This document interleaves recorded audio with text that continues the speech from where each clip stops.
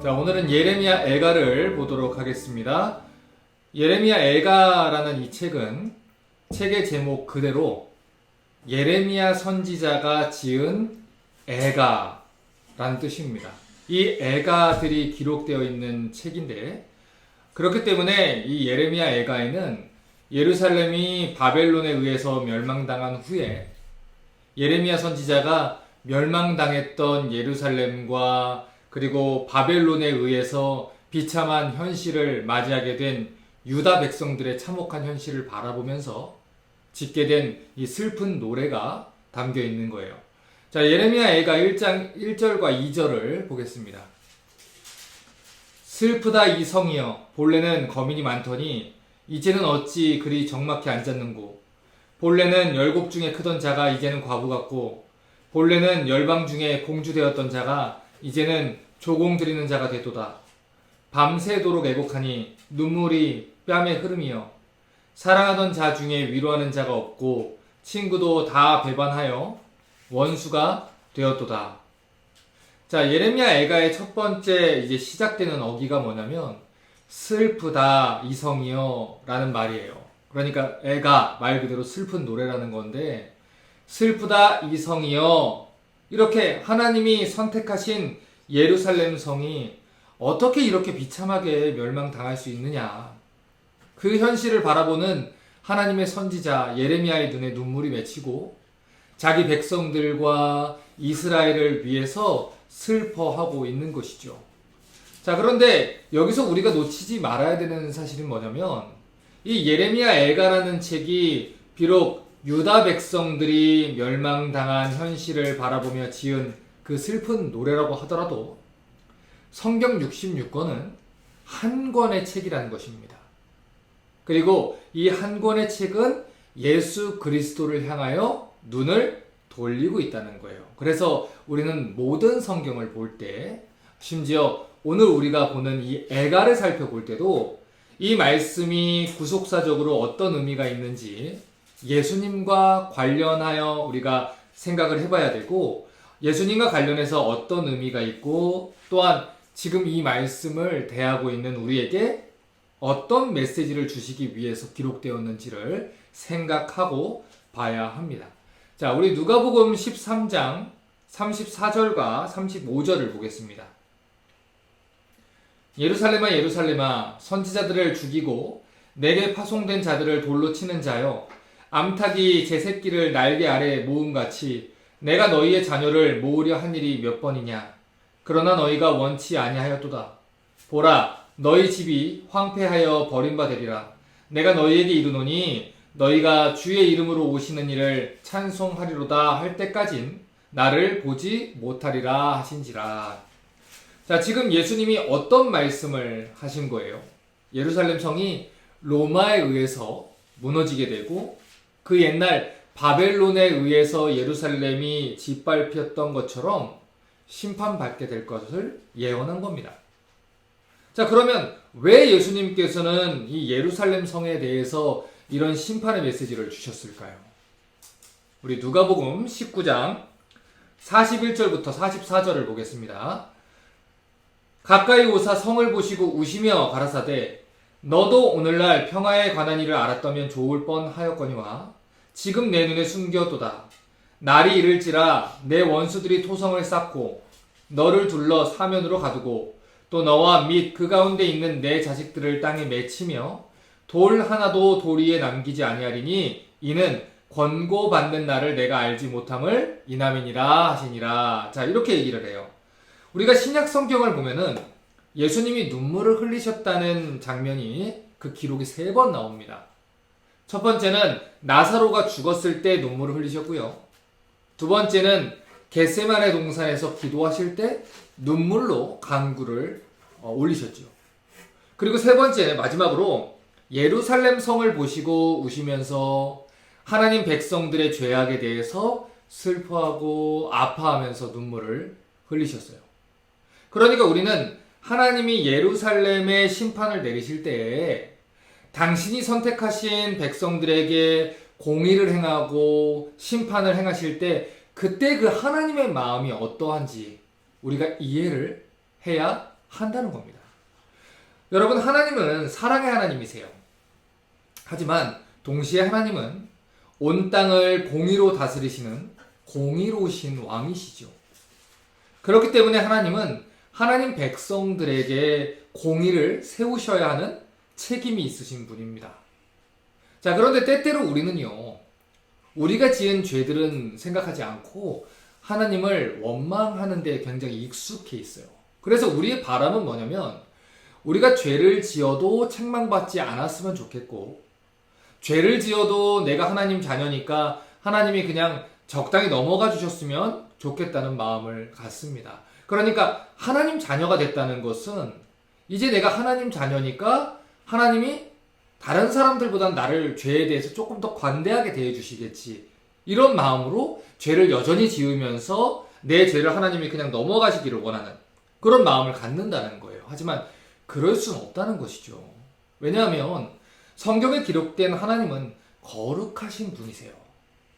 그래서 하나님과 가까이 있어야 하는 하나님의 자녀들 또한 더더욱 거룩하게 존재하기를 원하시는 분이에요.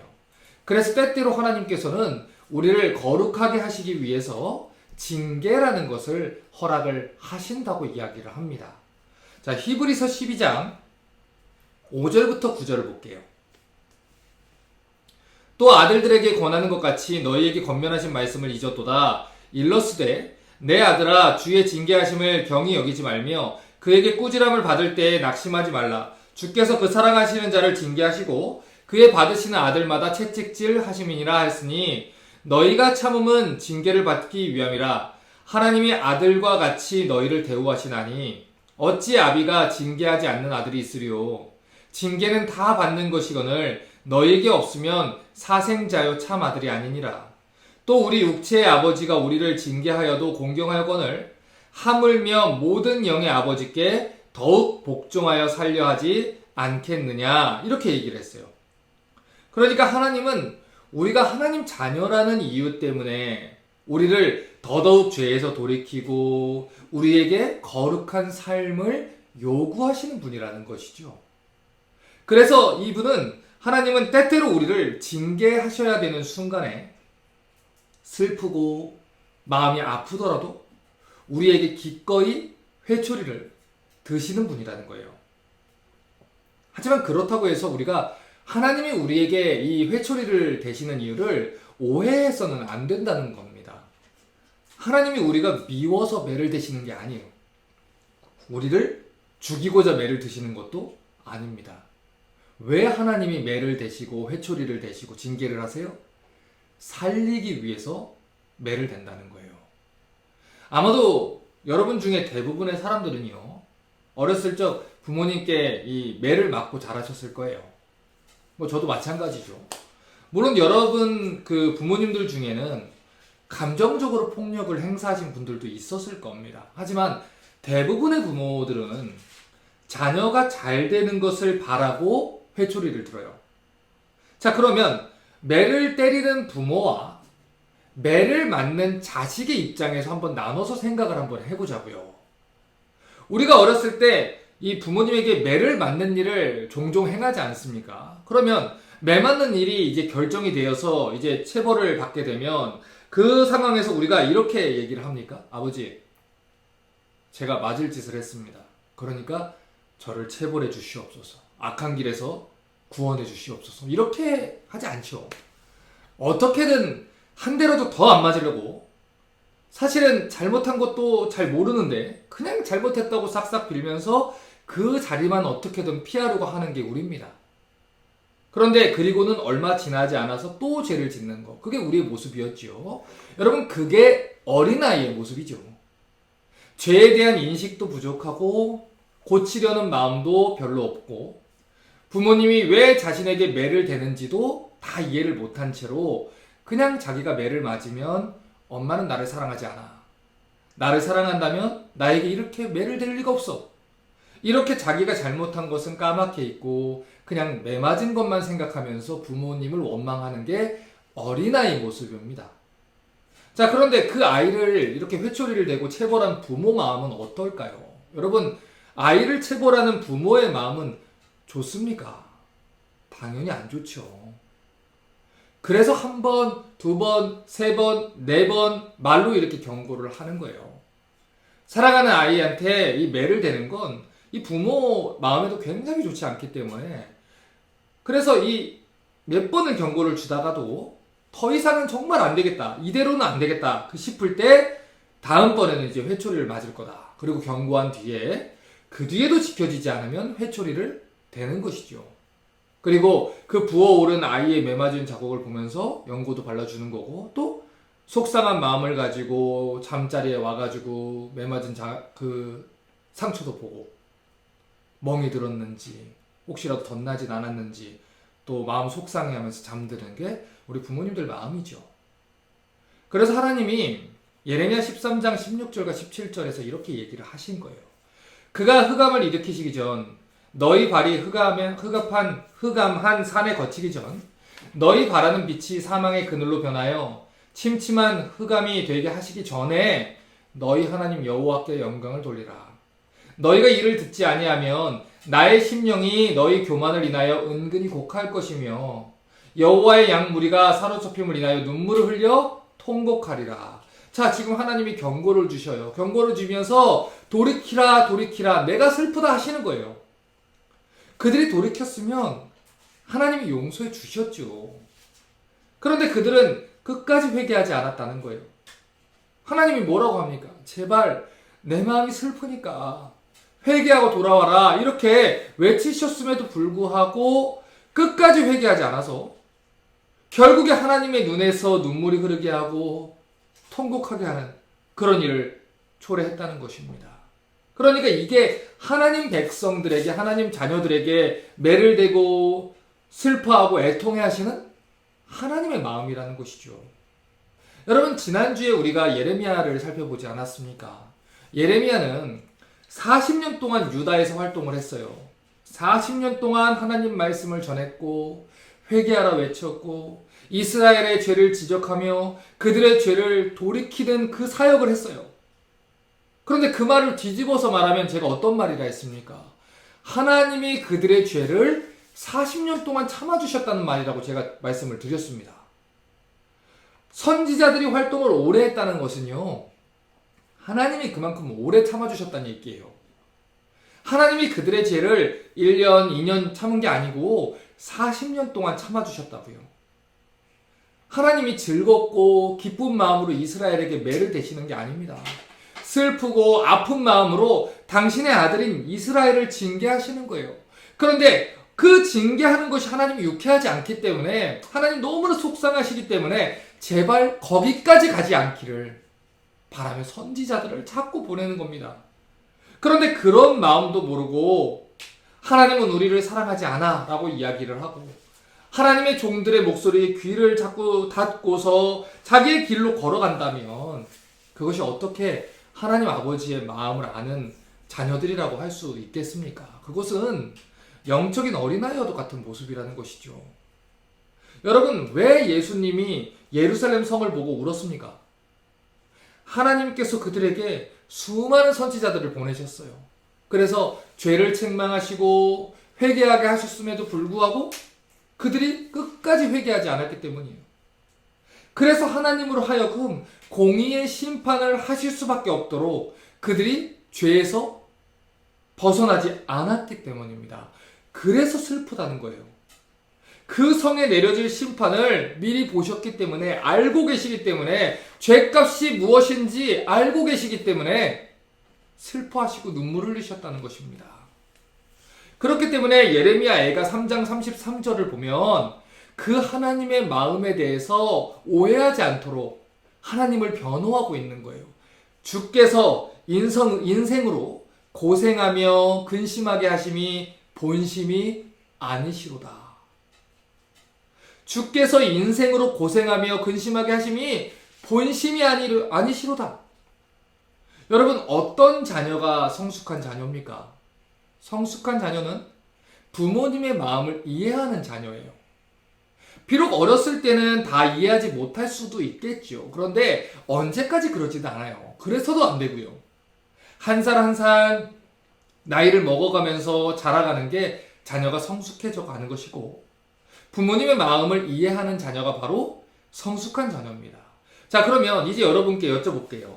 우리가 하나님의 성숙한 자녀라면 그런 하나님 마음을 보면서 우리가 어떻게 반응해야겠습니까? 함께 슬퍼하고 애통해야겠습니까? 아니면 당장에 나에게 임한 그 심판만을 원망하면서 살아야겠습니까? 슬퍼하고 하나님 마음에 동감하며 애통해야 된다는 거예요. 하나님 마음이 얼마나 슬프실까 공감하고 멸망받을 세상을 향해서 함께 울어야 한다는 것이죠. 그래서 예레미야 선지자가 그토록 울면서도 사역을 계속해서 해나간 거예요. 여러분, 예레미야 이 선지자를 가만히 보세요. 그가 즐겁고 기뻐서 사역합니까? 아니에요. 울면서 하는 거예요. 왜요? 하나님 너무나도 사랑하기 때문에. 여러분, 우리가 왜 복음을 전해야 됩니까? 그 이유는 하나예요. 하나님 때문이에요. 하나님이 이 성을 보고 울고 계시기 때문이에요. 하나님이 멸망받을 백성들을 보고 울고 계시기 때문이에요. 여러분, 유대인들의 전승에 따르면요, 이사야 선지자는 하나님 말씀을 전하다가 므낫세 왕 때 그를 박해하는 사람들에게 톱으로 잘려서 죽음을 당했다고 해요.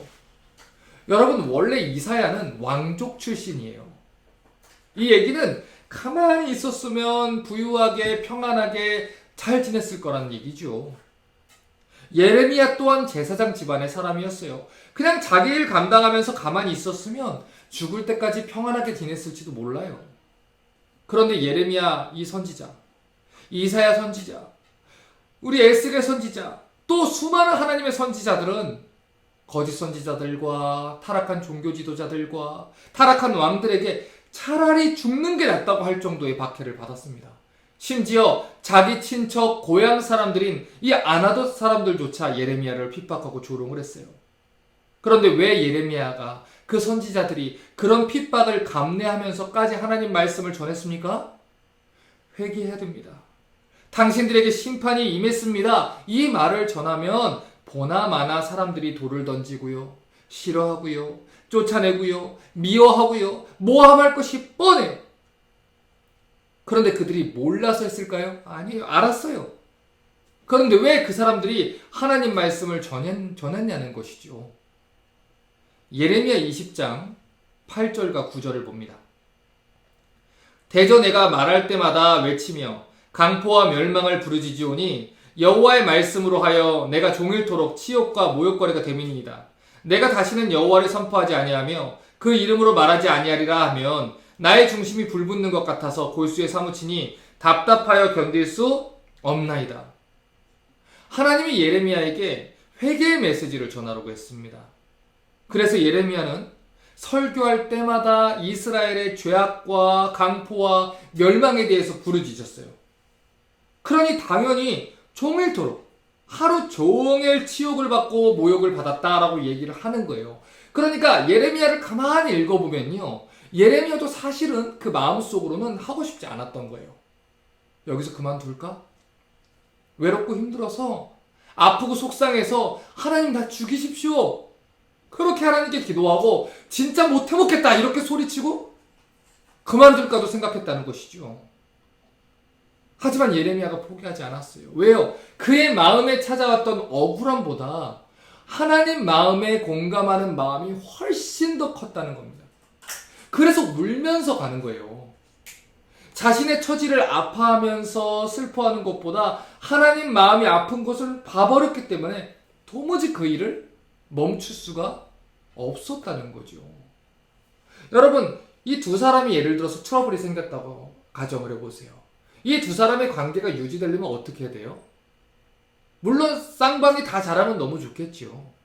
한 사람이 그런데 참아주면 관계가 유지되는 거예요. 그러면 그 한 사람이 누굽니까? 더 사랑하는 사람이 참아주는 겁니다. 결국에는 그런 어떤 억울함이나 또 힘든 시간들을 견딜 수 있게 하는 것은 사랑은 오래 참고 사랑은 온유하며 라고 하는 것처럼 사랑이에요. 예레미야는 하나님을 사랑했거든요.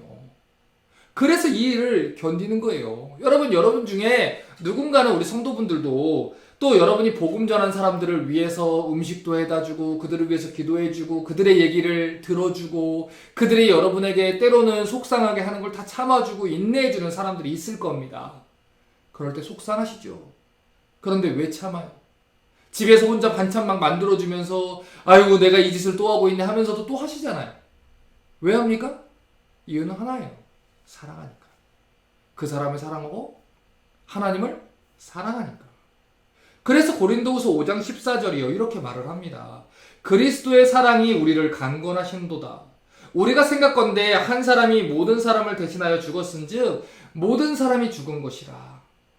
왜 바울이 그 수많은 고난과 박해받으면서도 복음을 전했습니까? 이유는 하나예요.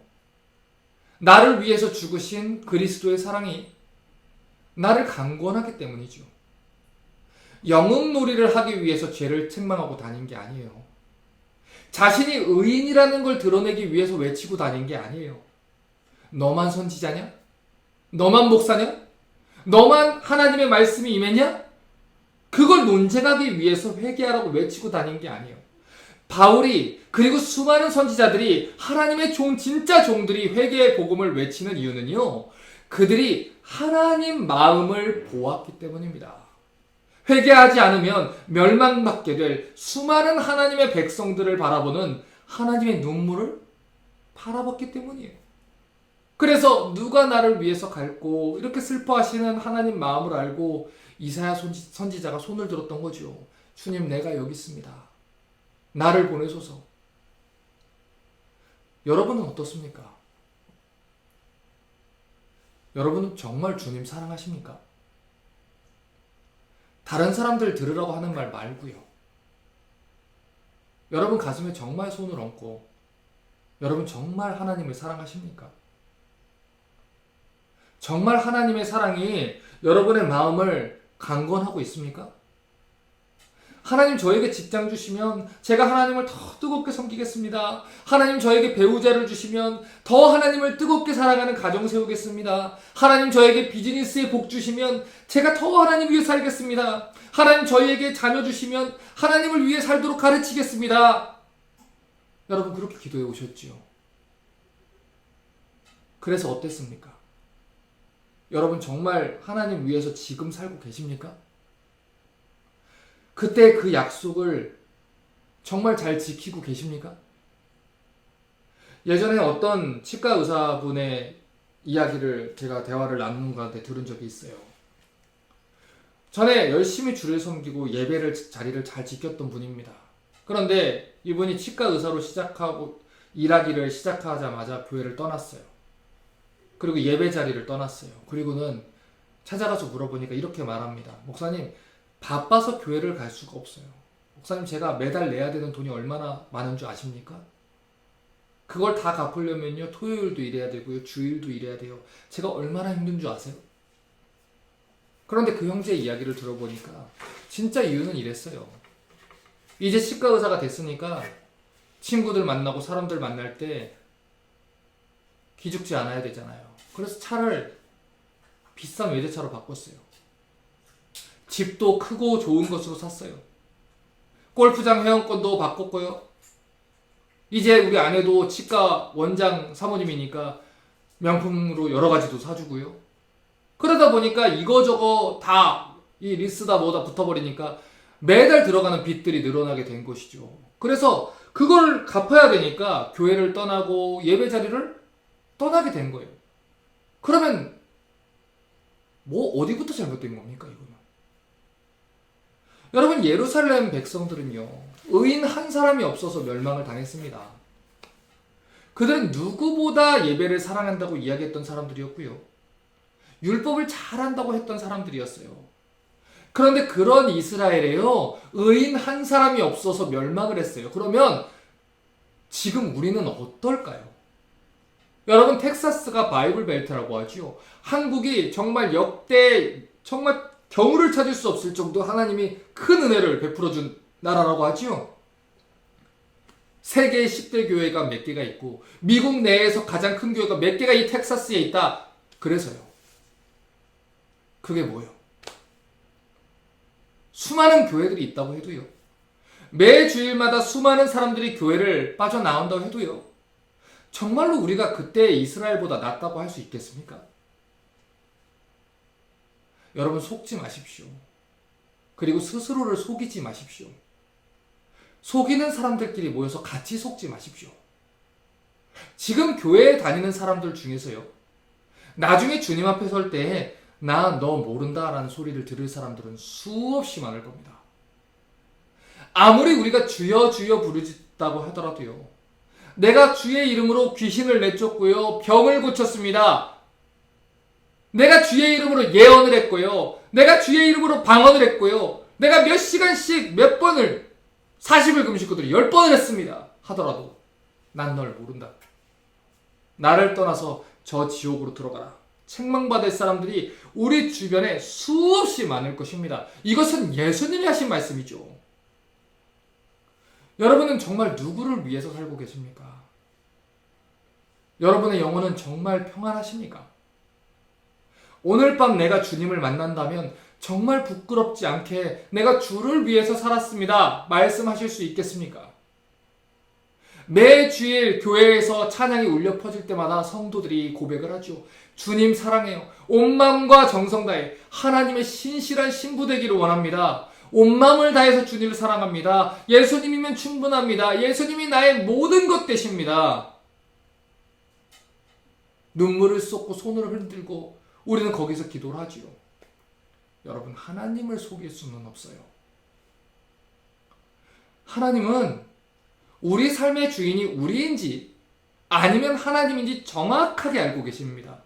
우리가 하나님 마음으로 슬퍼하고 있는지 아니면 나와 상관없는 일로 여기고 슬퍼하고 있는지 하나님 다 알고 계세요. 그러므로 여러분, 하나님의 자녀라면 하나님 자녀답게 사실 수 있길 바랍니다. 내 아버지는 울고 있는데 난 아무 상관없이 세상에 나가서 희희낙낙하고 즐겁게 살 수 없어요.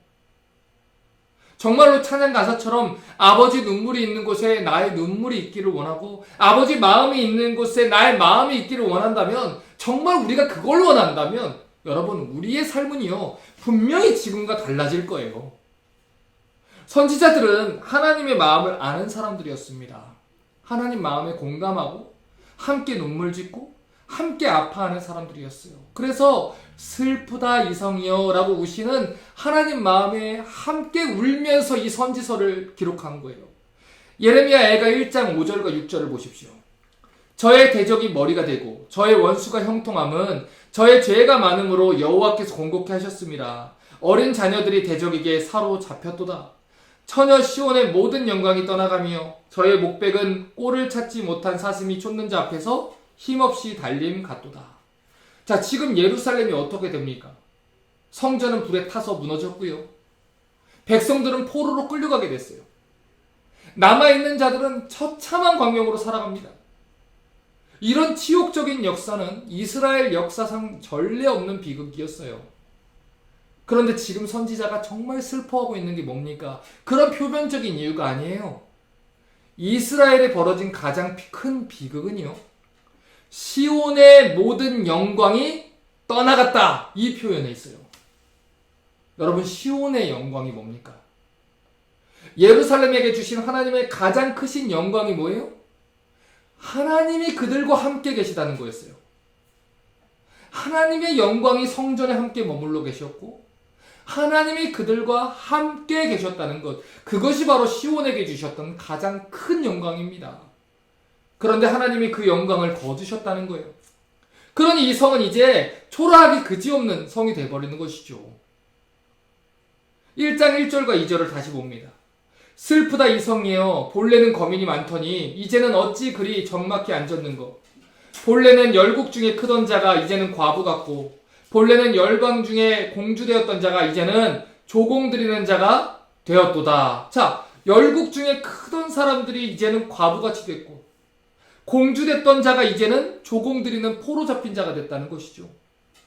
왜요? 왜 이런 일이 벌어졌죠?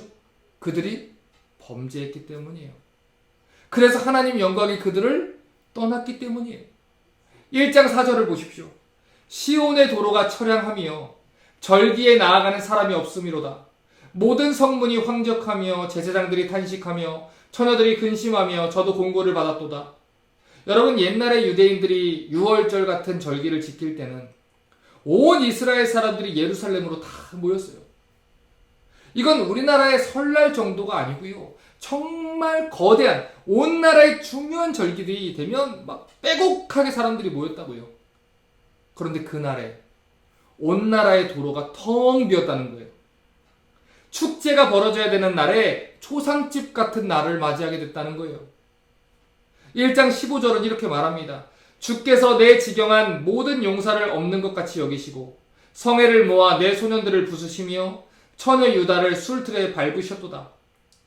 이스라엘 백성들이 기뻐 뛰어놀아야 했던 절기는 사라져버리고 오히려 바벨론 군사들이 온 나라를 뒤덮었어요.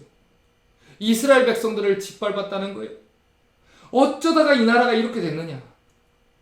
왜 회개하지 않아서 이렇게 됐느냐? 슬프다는 거예요. 자, 그러면 예루살렘이 심판받게 된 이유는 무엇입니까? 1장 5절은 이렇게 말을 해요. 저의 대적이 머리가 되고 저의 원수가 형통함은 저의 죄가 많음으로 여호와께서 곤곡해 하셨습니다. 어린 자녀들이 대적에게 사로잡혔도다. 자, 분명하게 성경은 말해요. 그들이 심판받게 된 이유가 무엇입니까? 그들의 죄가 많기 때문에. 1장 8절은 또 말해요. 예루살렘이 크게 범죄함으로 불결한 자같이 되니 전에 높이던 모든 자가 적신을 보고 업신여기며 탄식하며 물러가도다. 예루살렘이 크게 범죄했다는 거예요. 이 말은 영적으로 그들이 간음을 저질러서 불결한 자같이 됐다는 겁니다. 하나님이 아닌 우상을 숭배했다는 말을 돌려서 하는 거예요. 여러분, 우리가 예레미야서를 보면 알 수 있듯이 유다 백성들은요, 말로는 하나님을 섬긴다 했어요. 그런데 그들은 동시에 수많은 우상들을 섬기고 있었습니다. 그들은 하나님만 섬기지 않았어요. 다른 우상들을 섬겼어요. 그래서 그들이 불결한 자같이 됐다는 거예요. 어떤 사람들은 말해요. 그들이 하나님도 섬기지 않았냐? 뭐가 그렇게 큰 문제냐? 여러분, 성경에서 하나님은 우리를 그분의 신부로 그리고 당신을 우리의 신랑으로 계시를 하세요. 자, 그렇게 한다면 여러분, 만약에 여러분의 배우자가 다른 사람들과 바람을 피면서 나는 그래도 당신을 사랑합니다 라고 하면 아, 내 남편이 또 내 아내가 나도 사랑하는구나, 나도 사랑하면 괜찮지, 이렇게 만족할 사람이 세상에 어디 있습니까? 우리는 하나님이 나를 사랑하신다 이 말은 굉장히 좋아해요. 그런데 우리에게 있는 이 그릇된 하나님에 대한 인식은요, 우리가 무슨 짓을 저질러도 하나님은 나를 사랑하셔야 한다라고 생각하고 있다는 거예요. 그게 우리 죄성이에요. 그런데 우리는 하나님이 우리를 사랑하신다는 사실을 알아야 되지만 하나님이 우리를 어떻게 사랑하고 계시는지도 올바르게 이해할 필요가 있습니다. 우리 아가서 8장 6절을 봅니다. 너는 나를 인같이 마음에 품고 도장같이 팔에 두라. 사랑은 죽음같이 강하고 투기는 음부같이 잔혹하며 불같이 일어나니 그 기세가 여호와의 불과 같으니라. 자, 하나님이 우리를 사랑하세요. 그렇기 때문에 하나님은 아내의 사랑을 다른 남자하고 나누고 싶어 하지 않은 그 남편 같다는 거예요. 그 아내를 사랑하고 아내에게 유일한 사랑을 받는 신랑이 되기를 원하신다는 거죠.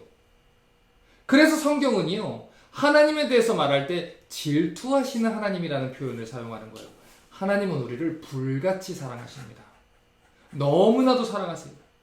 그래서 하나님이 아닌 우리가 다른 신들을 섬길 때 하나님은 그것들을 질투하시고 불같이 진노하신다는 거예요. 신명기 6장 14절과 15절이 이렇게 말해요. 너희는 다른 신들, 곧 내 사면에 있는 백성의 신들을 좇지 말라. 너희 중에 계신 너희 하나님 여호와는 질투하시는 하나님이신즉 너희 하나님 여호와께서 내게 진노하사 너를 지면에서 멸절시키실까 두려워하노라. 하나님이 질투하시는 하나님이라고 이미 이스라엘 백성들에게 말씀하셨습니다. 그러니까 다른 신들 섬기지 말라는 거지요. 그런데 이스라엘 백성들은 하나님도 섬기고 다른 신들도 섬길 수 있다고 생각을 했다는 거예요. 그래서 하나님이 진노하셨다고요. 40년 이상을 참아줬어요. 그리고 경고하셨어요. 그런데도 간음하는 행위를 멈추지 않으니 하나님의 사랑이 진노로 나타나게 되는 것입니다. 자, 그러면 우리는 이제 이 생각을 해봐야 돼요. 왜 도대체 이스라엘 백성들은 우상을 숭배했을까요? 하나님이 가장 싫어하는 게 우상숭배라는 걸 알면서도 북이스라엘이 우상숭배 때문에 멸망당한 걸 봤으면서도 왜 우상을 숭배했을까요? 이게 굉장히 중요한 문제인데, 예레미야 44장 15절부터 19절을 보면 이유에 대해서 이렇게 얘기를 합니다. 자, 보세요. 때에 자기 아내들이 다른 신들에게 분향하는 줄을 아는 모든 남자와 곁에 섰던 모든 여인, 곧 애굽 땅 바드로스에 거하는 모든 백성의 큰 무리가 예레미야에게 대답하여 가로되, 내가 여호와의 이름으로 우리에게 하는 말을 우리가 듣지 아니하고 우리 입에서 낸 모든 말을 정령히 실행하여 우리의 본래 하던 것, 곧 우리와 우리 선조와 우리 왕들과 우리 방백들이 유다 성읍들과 예루살렘 거리에서 하던 대로 하늘 여신에게 분향하고 그 앞에 전제를 드리리라. 대저 그때는 우리가 식물이 풍부하며 복을 받고 재앙을 만나지 아니하였더니 우리가 하늘 여신에게 분향하고 그 앞에 전제 드리던 걸 패한 후부턴 모든 게 핍절하고 칼과 기근에 멸망을 당했느니라. 여인들은 가로되, 우리가 하늘 여신에게 분향하고 그 앞에 전제를 드릴 때에 어찌 우리 남편의 허락이 없이 그에게 경배하는 과자를 만들어 놓고 전제를 드렸느냐. 자, 지금 이 사람들이 얘기하는 내용을 잘 보세요. 우리가 우상 숭배했을 때는 잘 먹고 잘 살았는데 우상 숭배하는 거 멈췄더니 가난해지고 삶이 어려워졌다. 그러니까 나 다시 우상 섬길란다, 이 얘기입니다.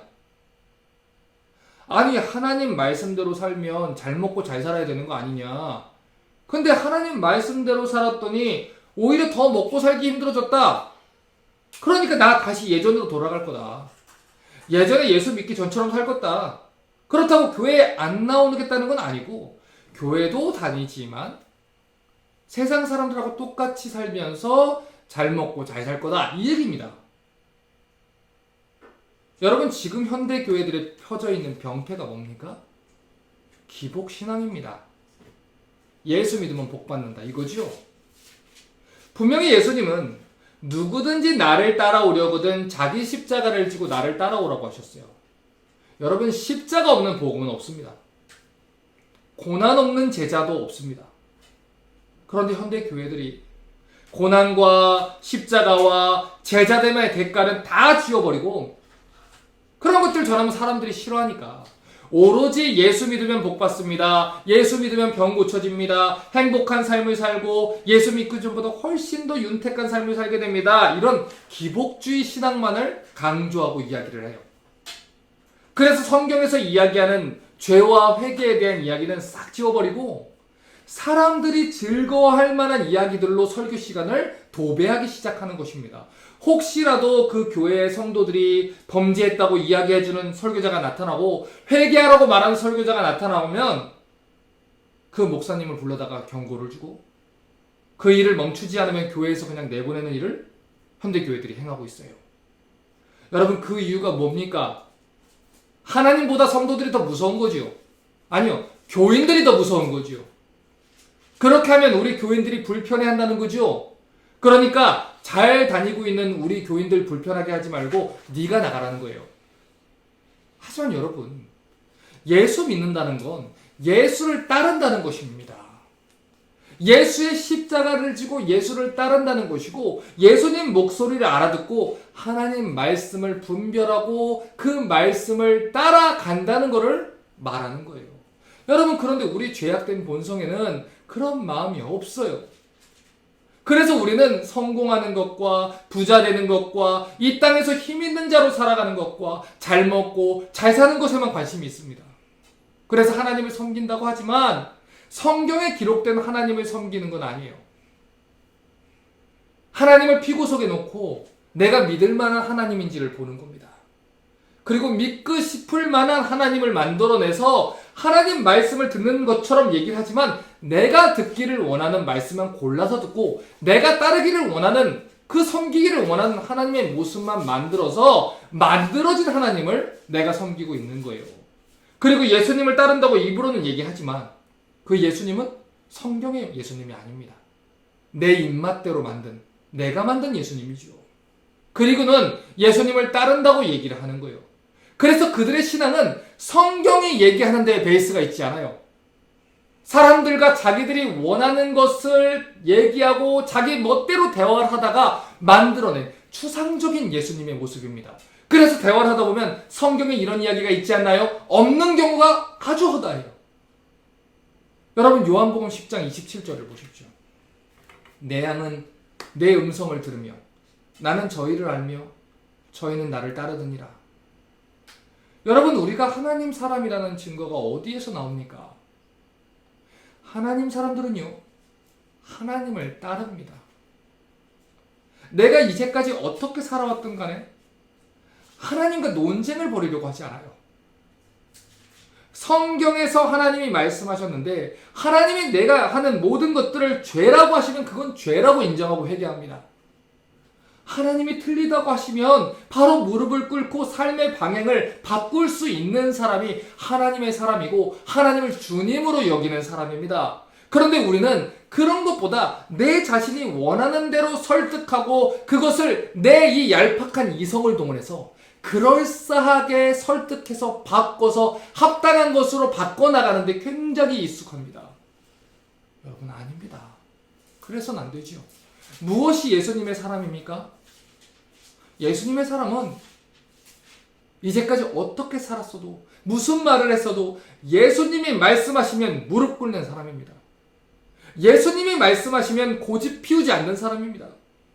예수님이 말씀하시면 그 모든 것들을 다 포기하더라도 예수님을 따르는 게 예수님의 사람입니다. 그런데 우리는 그렇게 하지 못해요. 우리의 모습은 부자 청년과도 같죠. 예수님 앞에서는 이렇게 자신만만하게 나와요. 영생을 얻으려면 어떻게 합니까? 제가 어렸을 때부터 모든 계명들을 지켰습니다. 제가 교회를 30년, 40년, 50년을 다녔고요. 교회에서 봉사도 굉장히 많이 했고요. 헌금도 굉장히 많이 했고요. 제가 모든 계명들을 이렇게 전도도 많이 하고 이렇게 했습니다. 어렸을 때부터 세례받았고 봉사했고 하나님 사랑하고 살았습니다. 저한테 부족한 게 뭡니까? 그랬더니 예수님이 부자 청년한테 말하죠. 내게 있는 것을 다 팔아서 가난한 자들에게 나눠주고 날 쫓으라. 그랬더니 어떻게 했어요? 근심하며 돌아갔습니다. 이것은 한 가지 예에 불과해요. 이웃에 대한 계명을 다 지켰다고 자랑했던 그가 예수님 말씀 한마디에 순종하지 못하고 근심하며 돌아갔어요. 여러분 이 말은요 그 청년에게 한 가지 예를 예수님이 드신 거지만 우리 안에 있는 것들 하나님이 다 하신다는 걸 얘기하는 거예요. 사람들 앞에서 우리가 거룩한 척, 완전한 척, 하나님을 사랑하는 척 그렇게 우리가 믿음 생활 하는 것처럼 보이지만 사실 우리 마음속에 하나님 사랑하는 마음이 없다는 것은 하나님이 너무나도 잘하신다는 것입니다. 오직하면 유다가 의인 한 명이 없어서 멸망을 당했겠어요. 여러분 우리의 삶은 하나님 앞에서 평가받는 거예요. 사람들은 속일 수 있을지 모르죠. 하지만 하나님은 속일 수 없어요. 우리는 역사와 민족 앞에서 평가받는 사람들이 아니라니까요. 후손들한테 평가받는 게 중요한 게 아니에요. 우리의 모든 삶은 우리의 모든 것을 알고 계신 하나님 앞에서 훗날에 평가받는 것입니다. 여러분 이 시간 여러분께 여쭙겠습니다. 여러분이 공부하시는 이유와 여러분이 일하시는 이유와 여러분이 살아가시는 이유와 여러분이 자녀를 기르시는 이유가 정말 하나님 때문입니까? 고린도전서 10장 31절은 이렇게 말을 해요. 그런즉 너희가 먹든지 마시든지 무엇을 하든지 다 하나님 영광을 위해서 해라. 여러분의 인생은 정말 하나님 영광을 위해서 살아가고 계십니까? 세상 사람들은 말을 해요. 높은 위치에 올라가서 영향력 있는 사람이 되어야 하나님께 큰 영광을 돌릴 수 있다고. 여러분 속으시면 안 됩니다. 스스로를 속이셔도 안 됩니다. 이제까지 얼마나 자신을 속이며 살아오셨어요. 여러분이 지금 있는 자리에서 하나님께 영광을 돌리지 못하시면 여러분 어떤 위치에 가서도 여러분은 절대로 하나님께 영광을 돌리실 수 없습니다. 지금 있는 것으로 하나님을 섬기지 못하시면 여러분은 앞으로 어떤 위치, 어떤 권세를 가지시더라도 하나님이 아닌 여러분 자신을 위해서 살게 될 것입니다. 자신을 속이지 마십시오. 하나님은 우리가 높은 자리에 올라가는 것을 원하시는 분이 아니에요. 목사님, 모든 부모는 자식이 성공하는 걸 바랍니다. 하나님도 우리가 잘 되기를 바랍니다. 사도 요한의 얘기를 보십시오. 내 영혼이 범사에 잘된 같이 네가 강건하고 잘 되기를 내가 원하노라 하지 않습니까? 여러분, 그 부분만 내가 원하는 것만 쏙 빼서 얘기하지 마세요. 성경에 있는 구절을 내 의견을 정당하게 위해서 얘기하지 마세요. 하나님이 무엇을 원하신 줄 아십니까? 미가서 6장 8절을 보세요. 사람아, 주께서 선한 것이 무엇임을 내게 보이셨나니 여호와께서 내게 구하시는 것이 오직 공의를 행하며 인자를 사랑하며 겸손히 내 하나님과 함께 행하는 게 아니냐. 이게 영원히 잘 되는 거예요. 하나님과 동행하는 것, 하나님을 주님으로 섬기고 같이 걸어가는 것, 그게 내 영혼이 잘 되는 거예요. 하나님이 원하시는 게 이것이죠. 여러분, 이 시간 여쭤볼게요. 하나님이 돈이 없어서 당신의 일을 하지 못하십니까? 여러분, 하나님이 영향력이 있는 사람이 부족해서 당신의 일을 하지 못하겠습니까? 여러분, 우리는 하나님을 언제나 일손이 부족해서 전전긍긍하고 어쩔 줄 몰라 하는 현장 주임 감독처럼 생각해요. 우리는. 하나님은 사람이 부족해서 당신의 일을 못하시는 분이 아니에요. 여러분. 내가 돈을 벌고 싶고, 내가 높은 자리 가고 싶고, 내가 세상에 주목받고 싶고, 내 자식이 주목받았으면 좋겠고, 그런데 그 이유를 숨긴 채로 거기에다가 망령되이 여호와의 이름을 붙이시면 안 돼요. 하나님은요, 글로벌한 리더가 필요하신 분이 아니에요. 하나님 마음을 아는 한 사람이 필요한 거예요. 하나님의 눈물을 가진 자, 하나님과 동행하는 자, 하나님만 사랑하는 자. 하나님은 그런 당신의 자녀들을 하나님 원하시는 거예요. 나 잘 먹고 나 유명해지고 나 잘 되기 위해서 하나님의 이름을 이용하는 거면서 하나님 영광을 돌리기 위해서 한다고 하는 거 하나님 다 아십니다. 여러분, 사람은 속일 수 있어요. 하나님은 속일 수 없다니까요. 예수 믿으면 잘 됩니다. 예수 믿으면 다 복 받습니다. 예수 믿어서 그들의 자녀가 어떻게 된지 보십시오. 제가 보니까 어렸을 때부터 이 부모가 교회에 얼마만큼 헌금을 했더니 이 자녀들이 이렇게 다 잘 됐습니다. 그러니까 여러분도 그렇게 하십시오. 여러분, 세상의 복과 하늘의 복을 교묘하게 섞어서 거짓말하지 마십시오. 만약에 그랬다면요, 사도 바울은 그렇게 죽지 않았을 거예요. 그랬다면 12제자들은 그렇게 순교하지 않았을 거예요. 만약에 그랬다면 선지자들은 그런 삶을 살지 않았을 거예요. 교회 역사를 보십시오. 하나님 앞에서 경건하게 하나님 말씀대로 복음 전하고 하나님 말씀대로 살아갔던 사람들 중에서 이 땅에서 박해받지 않은 사람이 없어요. 이 땅에서 고난받지 않은 사람들이 없어요. 우리는 한 알의 밀로 썩어져서 수많은 열매를 맺도록 부름받은 자들입니다. 이 땅에서 잘 먹고 잘 살기 위해서. 뒤에서는 하늘 여신을 섬기고 있고 돈과 성공의 신을 섬기고 있으면서 이게 다 하나님 영광을 위해서입니다. 이렇게 말해서는 안 된다는 것이죠. 목사님, 그래도 우리가 성공해서 헌금을 많이 내야 교회가 일을 하지 않겠습니까? 여러분, 다시 여쭈올게요. 하나님이 돈이 없어서 그 일을 못 하시겠습니까? 여러분, 저희 교회 유튜브에 학교 설교 올라와 있어요. 다시 들어보세요. 은도 내 것이고 금도 내 것이라 하셨어요. 하나님이 필요하시면 하나님이 하실 거예요. 하나님이 필요한 건 능력 있는 자가 아니에요. 머리가 핑핑 돌아가는 자가 아니에요. 교육을 잘 받은 자가 아니에요. 힘 있는 자가 아니에요. 하나님이 원하시는 자는 하나님을 경외하는 사람이에요. 하나님이 명하시면 울면서도 그 길을 걸어갈 수 있는 사람. 하나님이 명하시면 지금 당장이라도 내 모든 것을 내려놓고 주님을 쫓을 수 있는 사람. 그런 사람을 하나님이 찾고 계시는 거예요. 그런 사람이 예레미야였다는 것이죠. 예레미야애가 2장 6절과 7절 보십시오. 성막을 동산의 초막같이 헐어버리시며 공의 처소를 회파하셨도다. 여호와께서 시온 가운데서 절기와 안식일을 잊어버리게 하시며 진노하사 왕과 제사장을 멸시하셨도다. 여호와께서 또 자기 제단을 버리시며 자기 성소를 미워하시며 궁장을 원수의 손에 붙이셨으며 저희가 여호와의 전에서 헌안하기를 절기날과 같이 했도다. 여러분 보세요. 성막, 공회처소, 절기, 안식일, 왕, 제사장, 제단, 성소, 이거 다 누가 주신 거예요? 하나님이 주신 거죠. 근데 하나님이 자기 제단을 버리시고 자기 성소를 미워하셨다고 해요. 왜요? 그들이 하나님을 버렸기 때문에. 여러분 열왕기상 9장 6절과 7절을 보면요, 하나님이 일찍이 솔로몬과 언약을 맺을 때 그렇게 말씀하셨어요. 내 이름을 위하여 내가 거룩하게 구별한 이 전이라도 내 앞에서 내가 던져버릴 것이다. 하나님이 당신의 언약을 철저하게 지키신 거예요. 이스라엘이 하나님을 버리고 우상을 섬기면 이 전이라도 하나님이 던져버리겠다고 했는데 이스라엘이 하나님을 버렸기 때문에 언약하신 대로 하나님 주신 성전과 예배와 희생 제사들을 다 버리고 하나님 불태워버리신 겁니다. 이사야 66장 2절과 3절 보세요.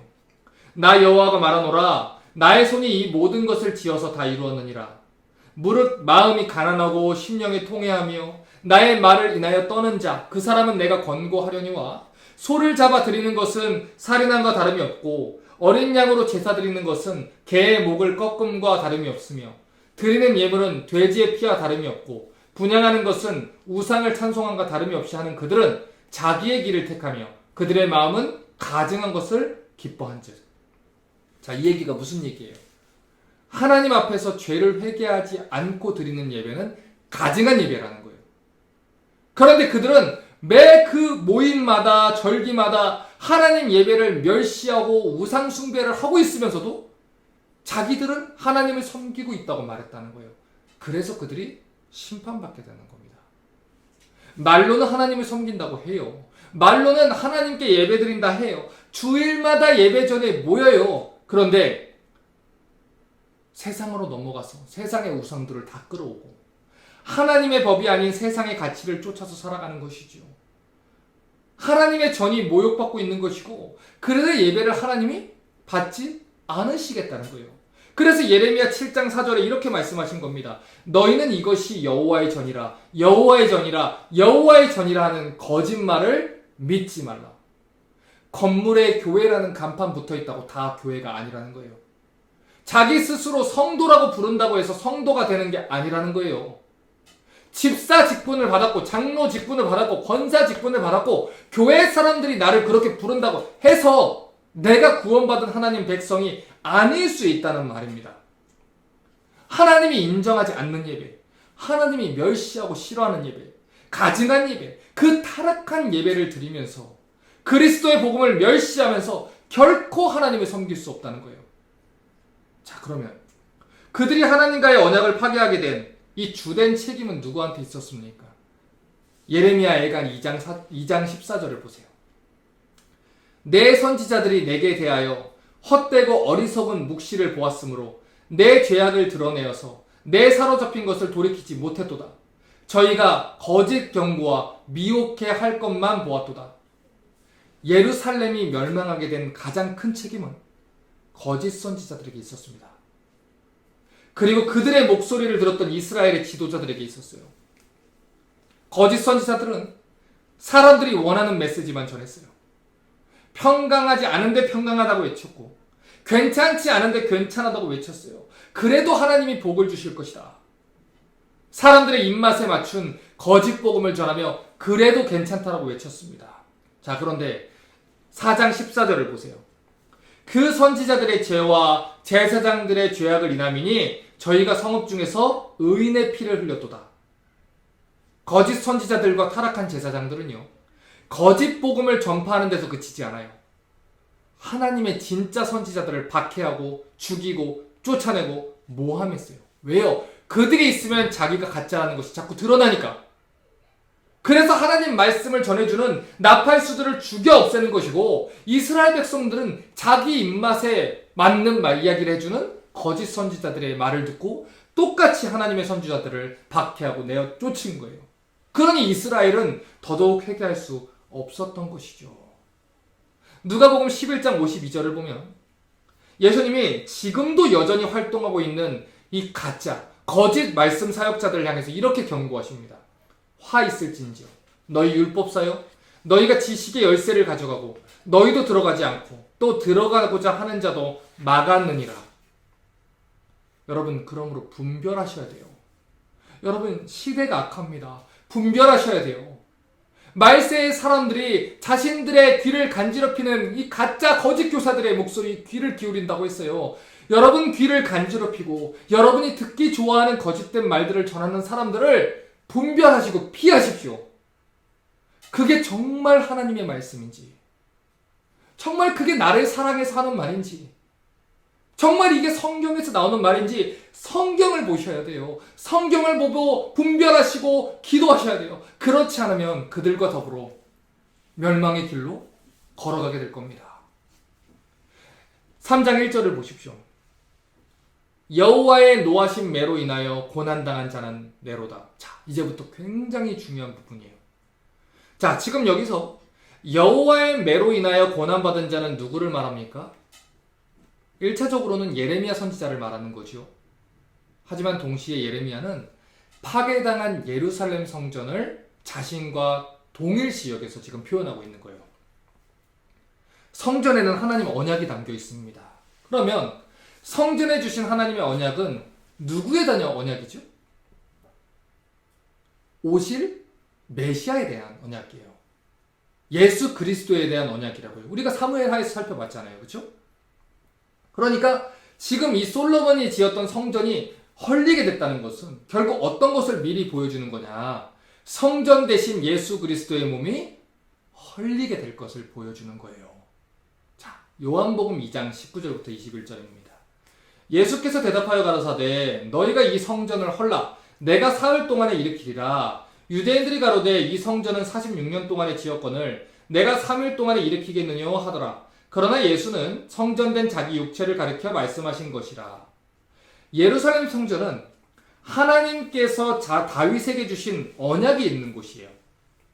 장차 오실 예수 그리스도로 인해서 그들의 모든 죄악이 용서받을 것을 상징적으로 주신 장소, 그 언약이 담긴 장소가 성전이죠.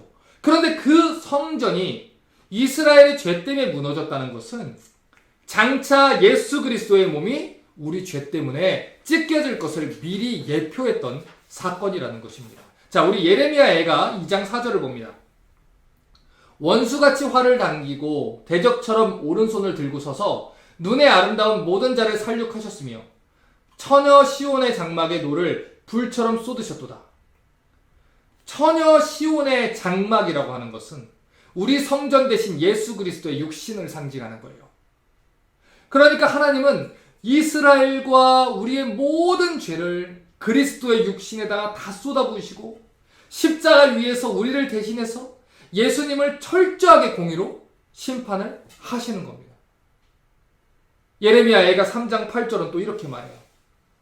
내가 부르짖어 도움을 구하나 내 기도를 물리치시며. 자, 마가복음 15장 34절을 보면 예수님이 이렇게 얘기하시죠. 제9시에 예수께서 크게 소리 지르시되 엘리 엘리 라마 사박다니 하시니 이를 번역하면 나의 하나님 어찌하여 나를 버리셨나이까 하는 뜻이라. 내 기도를 물리치시며. 하나님 나를 왜 버리십니까? 하나님이 십자가 위에 계신 예수님의 기도를 철저하게 외면하셨어요. 그리고 그분을 완전한 진노의 심판에 내어놓으셨어요. 누구의 죄 때문에? 우리의 죄 때문에. 이스라엘 죄 때문에. 예레미야 애가 2장 1절은 또 이렇게 말해요. 슬프다. 주께서 어찌 그리 진노하사 처녀 시온을 구름으로 덮으셨는고. 마가복음 15장 33절을 보면요. 이런 기록이 있어요. 제6시가 되매 온 땅에 어두움이 임하여 제9시까지 계속하더니 온 땅에 어두움이 임하고 구름으로 덮으셨다는 것은 하나님이 당신의 얼굴을 돌리셨다는 거예요. 처녀 시온에게서 당신의 영광을 거두셨다는 거예요. 예수님에게서 이 창세 전부터 하나님과 함께 계셨던 그 예수님으로부터 하나님이 당신의 얼굴을 돌리시고 철저하게 예수님을 우리의 죄를 대신해서 버리셨다는 겁니다. 심판하셨다는 거예요. 예레미야가 3장 11절은 또 말합니다. 나의 길로 치우치게 하시며 내 몸을 찢으시며 나로 적막하게 하셨도다. 하나님이 십자가에서 예수님을 못 박으셨어요. 그분의 육신은 채찍과 못 박힘으로 인해서 우리 대신 찢어졌어요. 예레미야가 3장 14절은 말해요. 나는 내 모든 백성에게 조롱거리 곧 종일토록 그들의 놀잇거리가 되었도다. 마가복음 15장 29절에서 31절 볼까요? 지나가는 자들은 자기 머리를 흔들며 예수를 모욕하여 가로되 아하 성전을 헐고 사흘에 짓는 자여 내가 너를 구원하여 십자가에서 내려오라 하고 그와 같이 대제사장들도 서기관들과 함께 희롱하여 서로 말하되 저가 남은 구원했으되 자기는 구원할 수 없도다. 누가 성취하셨어요? 예수님이 성취하셨어요. 우리가 받아야 했던 모욕을 예수님이 다 받으셨어요. 예레미야가 2장 15절입니다. 무릇 지나가는 자는 다 너를 향하여 박장하며 처녀 예루살렘을 향하여 비소하고 머리를 흔들며 말하기를 온전한 영광이라 천하의 희락이라 일컫던 성이 이 성이냐? 우리가 받아야 했던 조롱을, 멸시를 예수님이 다 받게 두셨어요. 예레미야가 3장 14절과 15절은 말합니다. 나는 내 모든 백성에게 조롱거리 곧 종일토록 그들의 노랫거리가 됐도다. 나를 쓴 것으로 배불리시고 쑥으로 취하게 하셨으며. 마태복음 27장 33절과 34절을 봅니다. 골고다 즉 해골의 곳이라는 곳에 이르러 쓸개탄 포도주를 예수께 주어 마시게 했더니 예수께서 맛보시고 마시고자 아니하시더라. 자, 이 모든 게 원래 누가 받아야 했던 조롱이라고요? 우리가 받아야 했던 조롱이에요. 우리가 받아야 했던 치욕이에요. 그런데 하나님이 우리에게 임하여 했던 모든 진노의 심판을 예수 그리스도께 쏟아 부으셨다는 것입니다. 하나님의 영광을 시온으로 돌리게 하기 위하여 하나님께서 모든 죄를 그리스도께 부으셨다는 거예요. 예레미야가 4장 7절과 8절을 봅니다.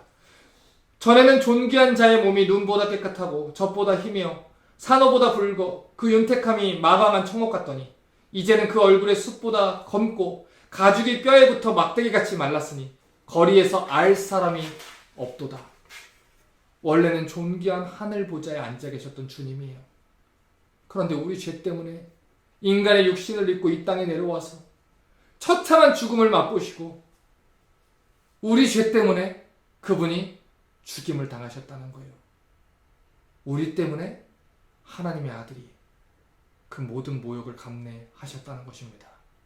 자, 그런데 여러분, 우리의 이런 죄와 악행에도 불구하고 예루살렘이 그리고 우리가 구원받을 수 있었던 이유가 뭡니까? 예레미야가 3장 31절과 32절은 이렇게 말해요. 여러분 이건 암송하셨으면 좋겠어요. 이는 주께서 영원토록 버리지 아니하실 것이며 저가 비록 근심하게 하시나 그 풍부한 자비대로 긍휼히 여기실 것이니라. 비록 그들이 범죄했지만 하나님이 그들을 불쌍하게 여기셨다는 거예요. 비록 그들이 징계를 받았지만 여호와의 긍휼이 여호와의 자비하심이 무궁하심으로 하나님이 그들을 살리기 위한 소망의 약속을 주시고 지키셨다는 것입니다. 여러분 그 소망의 약속이 뭡니까? 요한복음 3장 16절에 하나님이 세상을 이처럼 사랑하사 얼마만큼 사랑하사 독생자 주실 만큼 사랑하사 당신의 아들을 모든 치욕을 감당하게 하실 정도로 사랑하사 우리에게 주셨으니 이는 저를 믿는 자마다 누구든지 멸망치 않고 모두 다 영원한 생명을 얻을 수 있게 하시니라. 하나님이 우리를 구원하기 위해 하나뿐인 독생자를 주셨다는 거예요. 그래서 예레미야가 3장 22절과 23절이 이렇게 찬양하는 겁니다. 여호와의 자비와 긍휼이 무궁하심으로 우리가 진멸되지 아니함이니이다. 이것이 아침마다 새로우니 주의 성실이 크도소이다. 여러분 왜 이스라엘 백성들이 그 더러운 죄들과 수많은 죄악에도 불구하고 멸망당하지 않았지요? 그들이 변화됐기 때문이에요? 그들이 돌이켰기 때문인가요? 회개해서일까요? 아니에요. 그들은 한결같이 하나님께 범죄했어요. 그런데 그들이 회복할 수 있었던 이유는 하나님이 여호와 하나님이기 때문이에요. 그들은 신실하지 않지만 하나님이 언약을 지키시는 여호와 하나님이시기 때문에 아침마다 새로우신 하나님의 자비하심과 긍휼하심이 신실하게 당신의 약속을 지켜주시는 그 하나님의 은혜 때문에 그들이 구원을 받을 수 있었다는 것입니다. 자, 이제 우리 예레미야 애가를 마무리 짓습니다.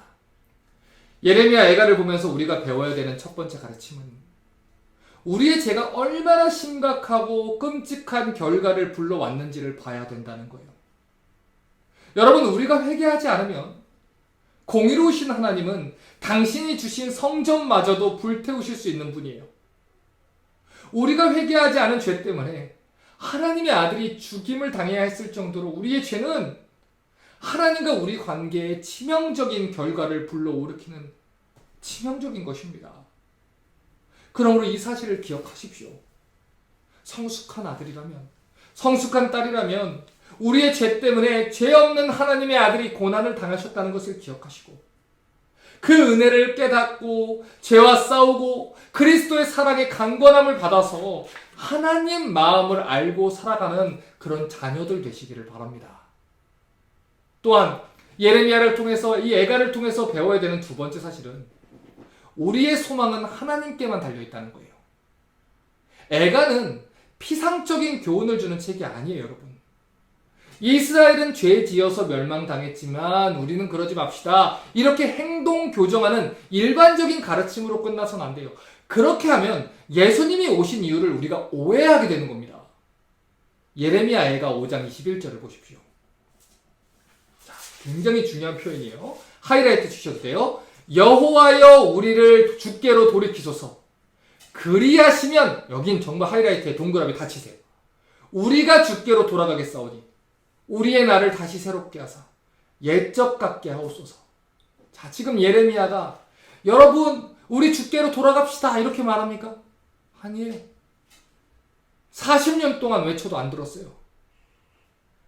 예레미야 그걸 모릅니까? 알아요. 그래서 예레미야는 하나님만 의지하고 있는 거예요.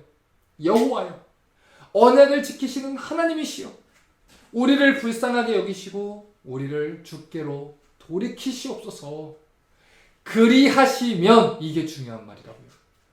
그리하시면, 하나님이 해주시면, 하나님이 은혜 주시면, 하나님이 돌이키게 하시면, 그러면 우리 돌아갈 수 있습니다. 그러니 우리에게 은혜를 주십시오. 믿음을 주십시오. 우리를 그리스도의 사랑으로 강건해 주십시오. 그래서 성경은 믿음이 하나님의 선물이다 라고 얘기하는 거예요. 하나님의 은혜라 라고 구원을 얘기를 하는 거예요. 여러분, 하나님을 사랑하고 싶으세요? 이렇게 기도하십시오. 하나님, 우리를 주께로 돌이키십시오. 날마다 내가 주께로 돌이키십시오. 여러분, 다른 거 위해서 기도하지 마시고 집 주세요, 차 주세요, 내 자식 영향력 있는 사람 되게 해주세요, 그거 말고요. 하나님 사랑하는 사람 되게 해주세요. 여러분, 그것을 위해서 기도하자는 거예요. 우리와 우리의 자녀를 위해서 기도할 때 하나님, 이 아이가 하나님을 사랑하는 아이가 되게 해주세요.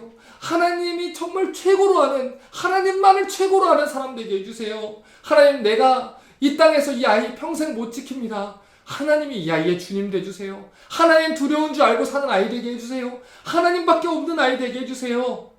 그거 놓고 여러분, 우리는요 부르짖고 기도해야 되는 거예요. 지금 예레미야가 하나님을 의지해요.